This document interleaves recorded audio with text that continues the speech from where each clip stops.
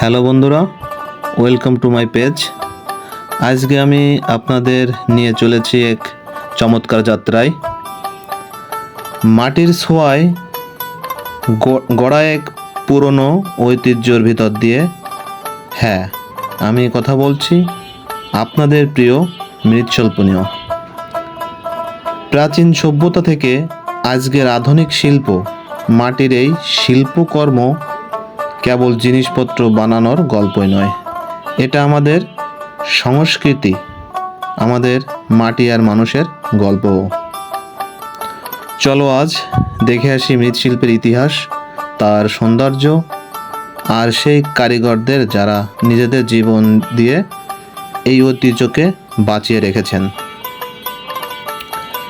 দেখছো এক টুকরো মাটি কিভাবে কারিগরের হাতে রূপ নিচ্ছে। প্রথমে ভালো করে মাটি মেখে নেওয়া হয়, তারপর চাকের উপর ঘুরিয়ে ঘুরিয়ে আকার দেওয়া হয়।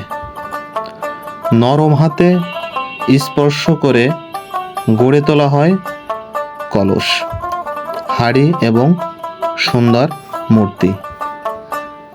তারপর এগুলো রোদে শুকানো হয় আর শেষে আগুনের চুলায় পোড়ানো হয়। তখনই হয় একেবারে শক্ত আর টেকসই। এটাই হলো মাটির জীবন। তো বন্ধুরা, কেমন লাগলো আমাদের এই আচার্য জগতের গল্প? আমাদের এই সুন্দর ঐতিহ্য বাঁচিয়ে রাখতে হলে আমাদের সবাইকে এগিয়ে আসতে হবে। মাটির জিনিসপত্র ব্যবহার করতে হবে, স্থানীয় শিল্পীদের সাপোর্ট করতে হবে।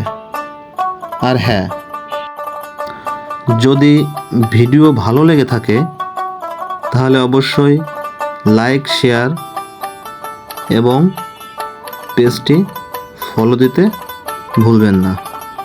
দেখা হবে নতুন কোনো গল্প নিয়ে। ভালো থাকবেন সবাই।